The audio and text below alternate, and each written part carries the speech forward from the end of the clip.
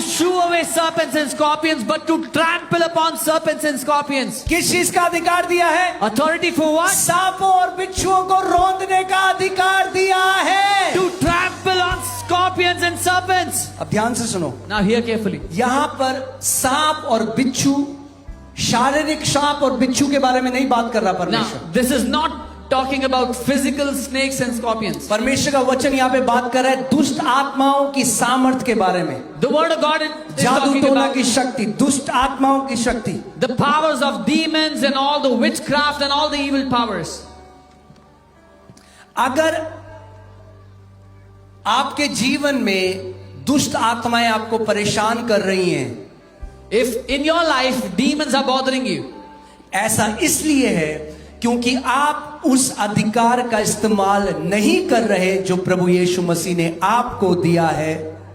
it is only happening because you are not using the authority that Jesus has given to you. अधिकार किस चीज का? अरुणाचल, मेरे पीछे बोलो, सांप और बिच्छों को रौंदने का।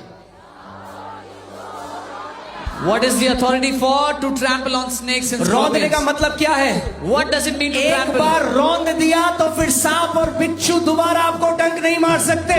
Once you trample them, those snakes and scorpions cannot bite you again. That means to utterly destroy every power of devil, to utterly destroy every power of witchcraft. इसका मतलब है शैतान की हर एक ताकत को पूरी तरह नाश कर देना, जादू टोने की हर एक ताकत को पूरी तरह नाश कर देना।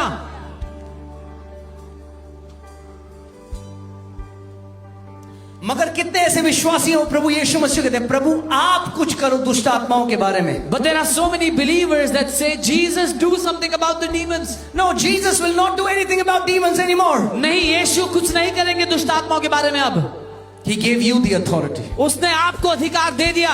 उसने आपको अधिकार दिया है। He gave उसने you अपनी the authority. कलीसिया को अधिकार दिया है। He gave it to his आपको church. उस अधिकार में चलना सीखना पड़ेगा अगर एक जयवंत योद्धा बनना है तो। You have to learn to walk in that authority if you want to live as a victorious champion.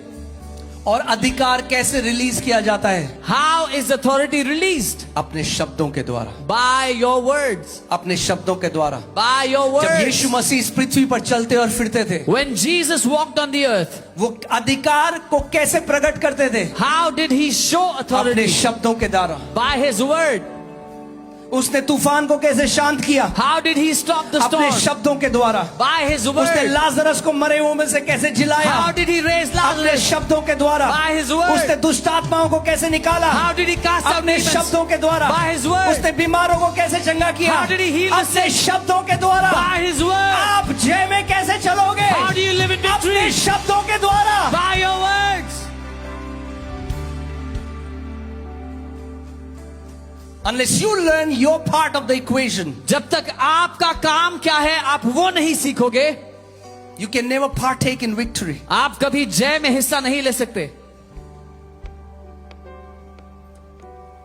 इसीलिए आपको ये निर्णय लेना पड़ेगा कि मैं जो अधिकार परमेश्वर ने मुझे दिया है, मैं उस अधिकार में अब चलना शुरू करूंगा। That is why you have to decide the authority that God has given to me, I will walk in that authority. Put that scripture again. लूका 10:19 को हम दोबारा देखेंगे। We will read Luke 10:19 again.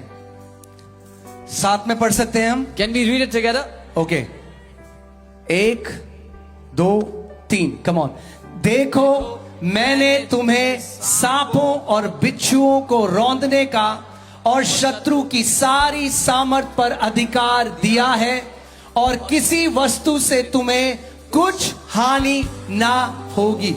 यीशु ने कहा, Jesus said, कितने लोग यहाँ पर विश्वास करते हैं जो यीशु कहते हैं? how many people believe what क्या आपको Jesus is लगता है saying? वो झूठ बोलते हैं या मजाक करते हैं या सच में जो वो कहते हैं वो सच है? Do you think Jesus is lying or is he joking or is it really true what he says?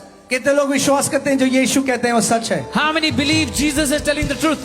तो प्रभु यीशु मसीह ने कहा, Then Jesus said, किसी भी वस्तु से तुम्हें कुछ हानि ना होगी। nothing shall by any means harm you.